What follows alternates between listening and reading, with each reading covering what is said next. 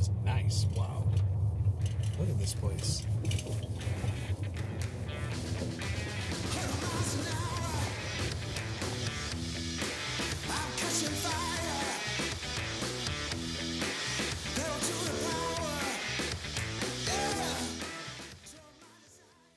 It is Sunday in December. Man, it's a gorgeous day. I'm getting things tied up, doing some last minute feeding and watering the cows before we head to Nebraska. We're getting ready to go visit BlackStrap Inc. And I remember Ted from 20 years ago working with him when I was in shipper, and now Alex and his brother run the business. So we're going to go up there and really look at their business. They run a salt company where they actually bring in salt and distribute it out there. It's a big part of their business, so really excited. But yeah, it's a beautiful day here. We'll see what lies ahead in Nebraska.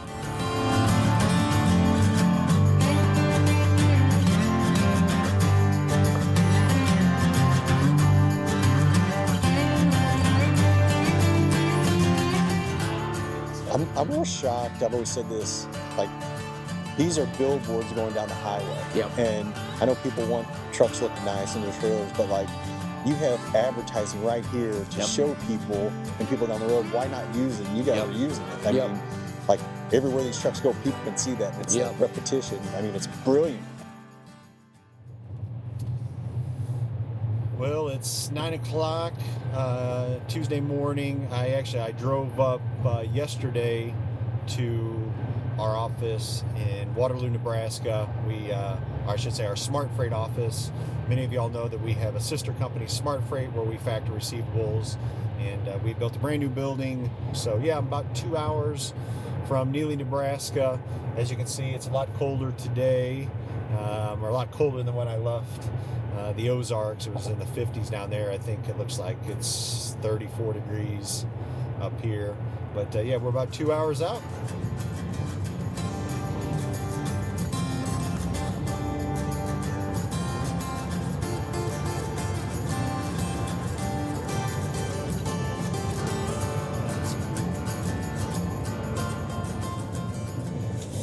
We're about 10 minutes out. The temperature has dropped quite a bit from back home. It's showing 32 degrees. You know, I've known the company and family for years, but I was just looking on their website, and I didn't realize how many different products they sell for road salt or for de-icing. And it's going to be interesting just to really learn about the trucking business, but more than anything about the road salt business. I think a lot of us, we're so thankful when we see it down on the roads, especially when it's snowing or got ice. But where does it really come from? How's it manufactured or processed? Alex, he was at our conference back in April and really talked about that they send this stuff all over the Midwest and upper Midwest. But so yeah, we'll see really the logistics and the process of road salt and really how it makes itself to the roads and sidewalks and even to, I think some of the products even go into the retail stores. So this will be a really cool one, especially for this time of year. Turn left onto Airport Road, then take a slight left turn. Yeah, dude, that is nice. Wow. Look at this place. So Ted started farming in '75, and his farm name was BlackStrap Land and Cattle, and that came from a black belt, blackstrap, as a belt he wore every day, I guess.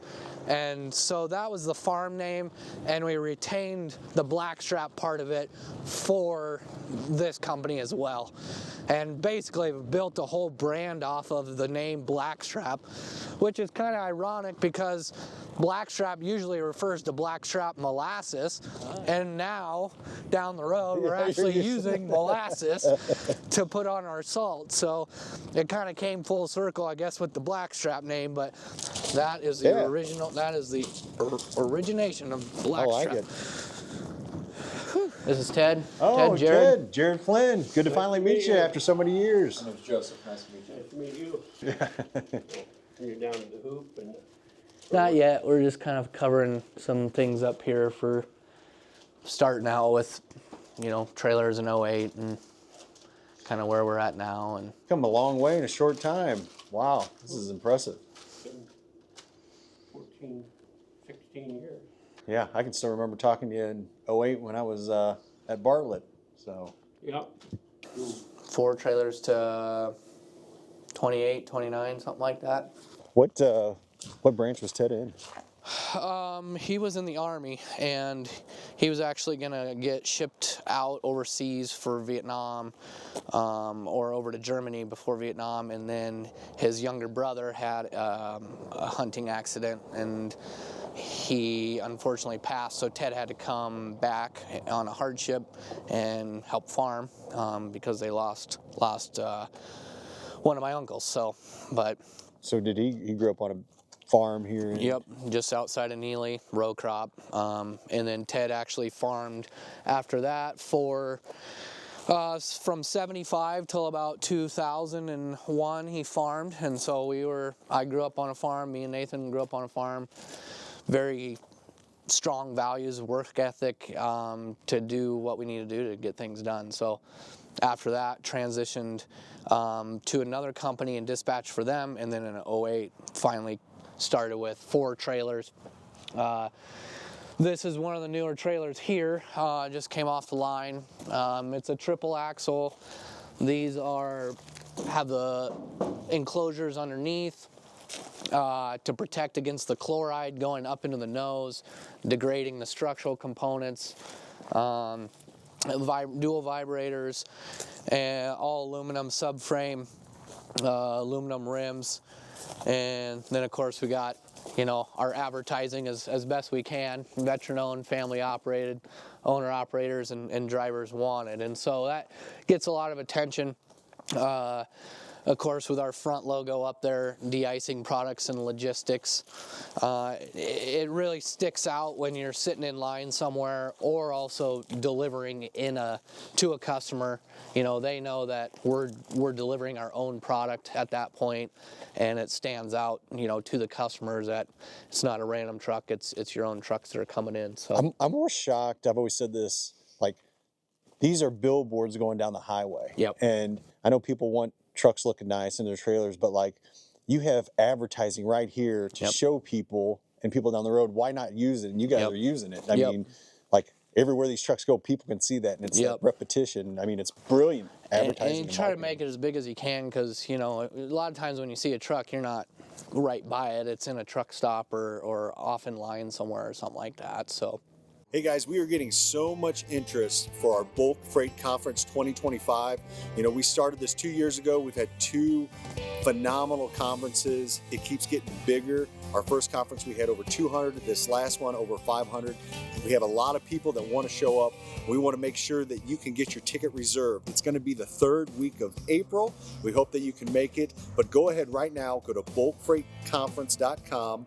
It's going to be an amazing show. We have a new venue that's going to be even bigger. We're talking actually having show trucks inside the venue, breakout sessions, and man, just a world of events to get you connected. I was just talking yesterday, had dinner with a lady that was at the conference last year, and just talked about the connections that she made and the business that she's doing now by meeting those clients face to face. So we want you to be there. Man, go to BulkFreightConference.com, get signed up. It's going to be phenomenal. We'll see you there. God bless. I want to go back real quick.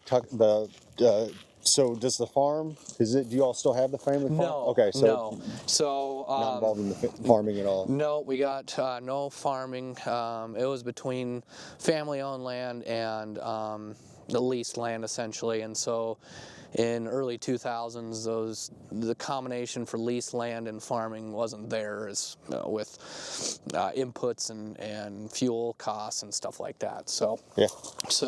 And Ted had some health problems, so it was kind of a combination of more health issues of not being able to put the work in to make the farm operate like it should.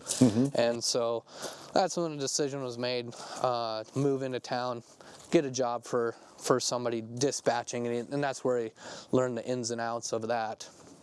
So we got our two warehouses here in northeast Nebraska and eastern Nebraska.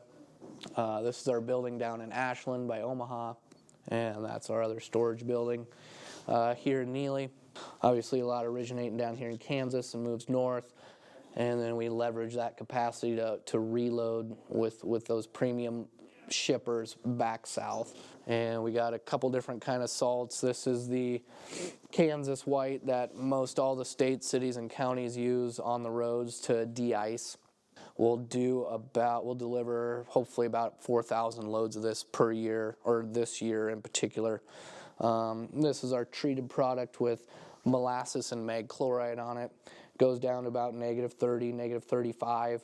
And that goes to a lot of the colder areas where they needed the icing salt to work in low wind chill and low temperature situations.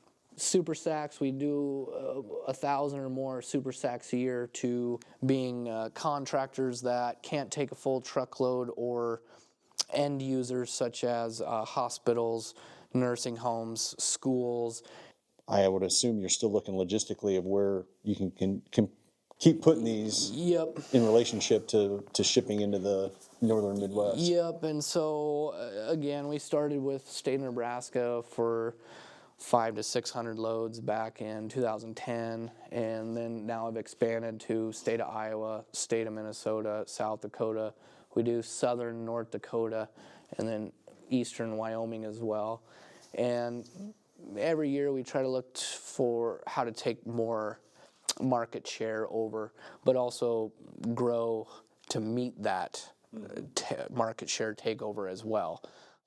You were talking earlier about the salt out of the mines here, Yep. but I love that story about, I never heard that actually, that the seabed. Can you Yeah. explain that a little bit in Yep. Kansas? So these 3 salt mines down in Kansas are on a vein of salt, and that vein of salt is 700 feet? 700 feet down, and right now they are mining anywhere from 3/4 to a mile off the mine shaft. So they blast it off the wall, put it on conveyors. This is obviously an old picture of the salt mine, but they'll put it on conveyors, and it goes back to the mine shaft and up the mine shaft and onto a truck. And that salt is about 40 million years old. It is an evaporated seabed, and so there's about 10 or 15 vertical feet of salt, and the width is intermittent between different mines. And you said that there's enough salt down there for the next, I mean, they're projecting 200 years. There's a lot of salt down there, and so we do foresee chloride usage declining. We're not sure what's going to take its place to maintain safe roads, but there's enough salt down there for a long time.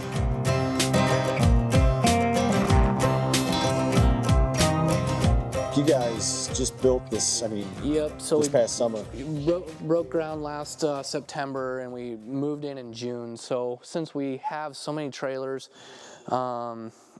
trailer maintenance can be very expensive, and so we got to a point where we could build our own shop and service our 25 to 30 trailers, and also offer commercial repair out to customers. So this is a local county belly dump. They're getting a brake job, but every week or 2 weeks we'll run a couple of our trailers in that got dropped off for normal servicing, go through it, alignment, bushings, tires, etc., and get that trailer ready to hook back up and go out on the road. What's the most common, if something breaks down on a trailer, what's the most common thing if it's out on the road or something that goes? Usually brakes, I would say, and brakes and tires are usually the higher end, just because they are going to wear out regardless. If you're watching the brakes and the slack adjusters, and you can limit that maintenance, but I would say overall the number 2 things we change are tires and brakes. And I know tires aren't necessarily on the trailer. So before the shop, you you were outsourcing that or paying a different shop to Yep, do so the we had maintenance on the trailers? And, mostly 2 shops in a bigger town close to here that did all of our work for them. And at the end of the year, when you look at that bill, oh yeah, it can really make you start to look at some costs and some different things of doing this or staying with doing that. And so we chose to go this direction. But this particular truck was in Sioux City, had an issue, and so he got towed to a local towing shop, and they tried to fix him. And specifically, I won't get into it, but the motor was shot when we got done with that repair shop. And so we had just recently hired that new technician, and he said, yeah, I can rip that motor out. And so we bought a used motor. We'll slap it in, put it back together, and run it and see if it's worth keeping on the road. Whenever you're a non-diesel repair shop, you get into needing certain tools to replace engines, such as a transmission jack, which is a low-profile jack to lower that transmission out. And so we have a couple diesel shops around that are local, and they're gracious enough to let us borrow some specific tools for a day, just to use it to do what we need.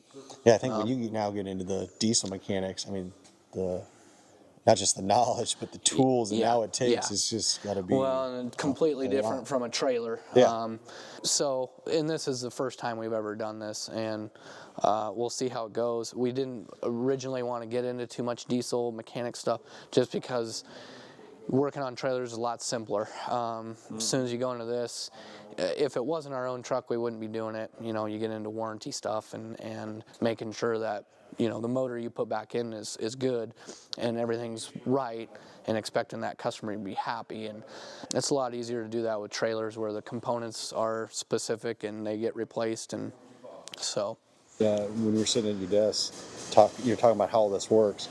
If you were to explain it to a normal person, like it would just, like it doesn't make sense. Like Yep. it's like that's chaos. Like there's too much room for error, but it's like it works because you're playing with Mother Nature. You're playing with prices. Trucks moving. I mean, it's all one. Yeah. And that's why I have that trade show booth banner, is just to help people connect the dots, because trying to explain this is just about impossible. So I always have a hard time. You're probably easier, but like people always ask, "What do you do?" Like, what do you do here? And like, oh, I help trucks. These was like, I help trucks find loads. And they're like, well, are you a freight broker? I was like, no. Or like, do you do? I'm no. But like I've had a hard time really, I can't give like a 30,000 view of like, what do you do? It's like, well, our goal is to help really truckers find loads and be profitable. But you can't say like, well, we do all this. Like, we're helping like. Yeah, it's just there's a lot of moving parts, and it's not just bulk. Vans and reefers, they work a little bit different, but if somebody like, what do you guys do? It's like, well, yeah, you run trucks, and you all sell salt, but it's like it's a lot more than just. Yep. That's interesting. Yep, we're a large-scale salt supplier, dedicated fleet dispatch with trailer repair and a freight brokerage, all tied together. Yep. That's good.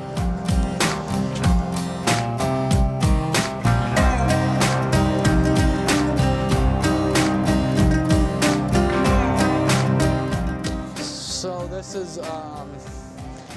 is our auxiliary storage warehouse.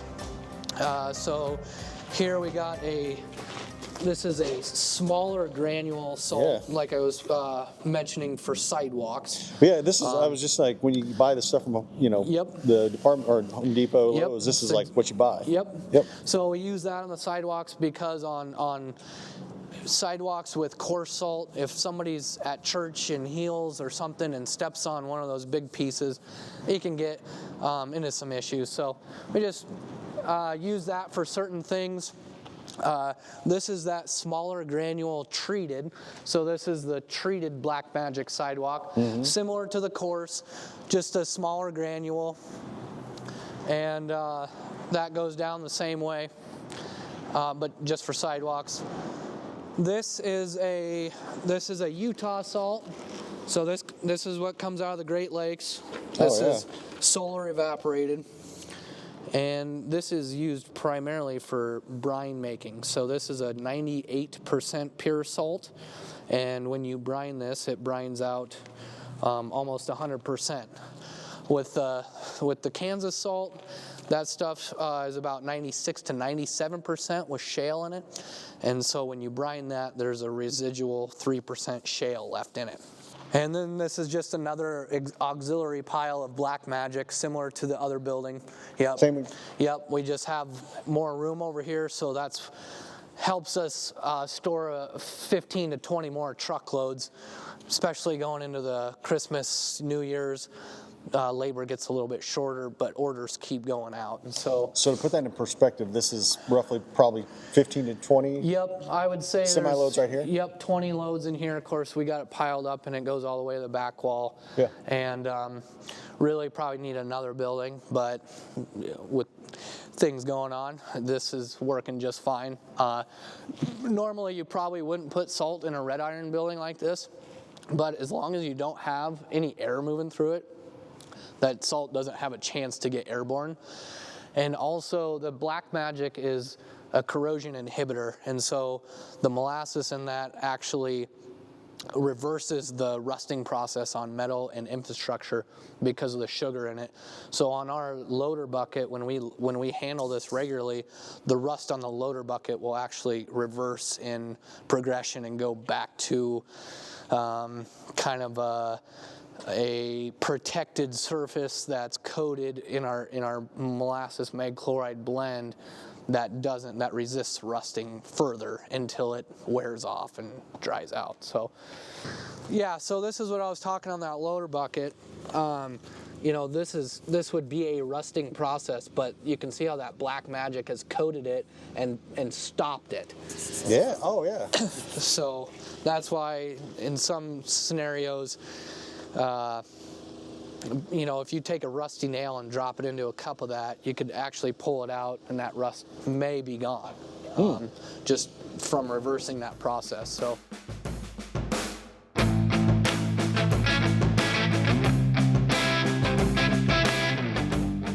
Calcium chloride pellets and magnesium chloride flakes and magnesium chloride pellets and calcium chloride flakes. And so that stuff is also used for dust control in the summer, and so we hold contracts for that in the winter to sell it, and then we also double back in the summer and sell it as dust control. When you say dust control, for what types of gravel roads, dirt roads, construction sites, anything of that nature, to where the magnesium and calcium absorbs that moisture out of the air and holds those particles in the roadbed and reduces that dust contamination. So I counted up, we can hold right around 300 super sacks between putting them on the shelf, putting them on the floor, racks on the other side, and then if we need to, we can go outside. So we averaged probably 2 to 3 truckloads a week outgoing, and that's 25 to 27 sacks a load typically. We also produce a salt brine. We take the salt and we brine it to make it into a liquid form, similar to urea, going from granular to liquid urea. And then we'll take the Black Magic concentrate and put it into that salt brine, and it does the same thing on the salt brine. It'll lower the working temperature of that salt brine. It's a black slicer commercial pre-treat, and what it does is it goes down on the pavement and it'll prevent the ice bond from starting to adhere to the pavement with that molasses and mag chloride in there. And so when the state or the city or the county or the contractor comes through to plow that, they're plowing down to bare pavement instead of having to plow down through ice pack. Oh, when yeah. you get 1 or 2 inches of ice pack, it's hard to get back down through that. So if they put this down, it prevents the ice bond from starting. So that's something they're spraying ahead of time? Yep, before the storm ever comes in. And so it'll maintain the road up until a half inch, 3/4 of an inch, and then after that, it kind of runs out of working power. Plow it, put granular down, and they get really good results out of that. So. I was going to ask this earlier, but when you talk about, obviously, you guys have been successful doing this. But I think that's one element of that is Yeah. just really like, going the extra mile or doing whatever it takes Yeah. to fulfill that order. Yep. Whether it's long nights or looking for a load for a truck for extra long, or making 20 extra calls, to find a load where you probably wouldn't have if you didn't do that, and just really going the extra mile, whether it's the salt or servicing the owner operators or the trailer shop on getting an ASAP fix through and getting him back on the road because he's got to keep moving through. Keeping that customer service with that family mindset, but also have the work ethic to back it up. So Yeah, that's awesome. This sounds. How did you like? How did it morph to where Nathan was over brokerage and you were over this? Like, I'm just curious, how did that? well, so when I eventually took over a bunch of the salt bidding and selling from Ted, he was not necessarily as technologically advanced as you need to be these days. And so when you're typing with two fingers, it's hard to do that. And so between looking at different bidding areas where we're competitive in, where we can take market share in, and then looking at sales that we're missing because we're only servicing a certain part of the market of clientele, just identifying those markets and seeing and looking at our capabilities and what the customers need and matching that. And Yeah, you brought in the technology and sophistication Yep. piece of the Yep. of the business. And of course, I do the advertising, websites. I do the graphic design for all of our logos and everything like that. Wow. So I pretty much know how to can tie it all together, from production to sales to printing the bags up to making sure that load's delivered, by kind of overseeing some of the logistics of the salt as well. So ideally, we have two different driver programs or owner operator programs. One is on the triple axles going north and south, Oklahoma to North Dakota, utilizing that triple axle in the bigger weight states. And then we have another group of guys that pull tandems, and they'll go to the East Coast and come back if they want to. We don't want to send guys necessarily into the Northeast or some place that they're not comfortable with driving. And so between those two different driver pools, the guys on the triples, they're loaded through the house 5 days out. And the guys on the tandems, they can go out for 1 or 2 or 3 weeks, however long they want. Here, a number of years ago, we started paying for all the trailer washes for guys that are with us, because we don't want to have a guy with a load of organic wheat somewhere and there's a little fertilizer on the top rail. We don't want to own that load of organic wheat, and he don't want to have to put it in on his insurance. So it probably costs us 18 or 20 grand a year in washouts, but at least we know then it cuts down the insurance risk of contamination. We don't haul a lot of animal byproduct unless we get, I won't say we don't haul any, but we generally stay away from it. Last question, and I know you all are busy, and we, have really enjoyed the time here. But for you, Ted, kind of two questions. Running a family operation can be difficult. One of the reasons we do these videos, it's really to help this community out. We're not here to give secret sauce, but we want to be, very servants to those out there that are, watching this video. How can we help the other people, prosper? But number one, what would be your recommendation working in a family culture like this? And then number two, just overall, you've built a successful company. What would just be some sound advice that you would give for those out there that maybe are starting in the trucking business or commodity business, or trying to figure out, how to be successful in this industry, in the bulk commodity business? Well, I think communication is the biggest thing, and we have some pretty lively discussions between us three, and that's the way father and sons have always been. And I think to own a company like this, my banker says to me, "Boy, you really pay your people well." And I said, "Sam, I don't ever want to be a rich man, but I am going to see that the people that work for me are well paid and share the wealth and the profit." And so that's kind of my philosophy. I make a good living, but I want the people with me to make a good living too. I like it. Well, man, I can't thank you enough for letting us come out and do this video. It's been an honor. Thank you all for being BulkLoads members from our very start. And I remember Ted talking to you, in 2008 when you started. I was working at Bartlett, and I know we booked a few loads, or you booked a few loads with us, and it's just so awesome to see where your company's grown today. So, man, thank you all so much. Well, I've enjoyed the relationship. Yeah, thank you. Thank you, guys.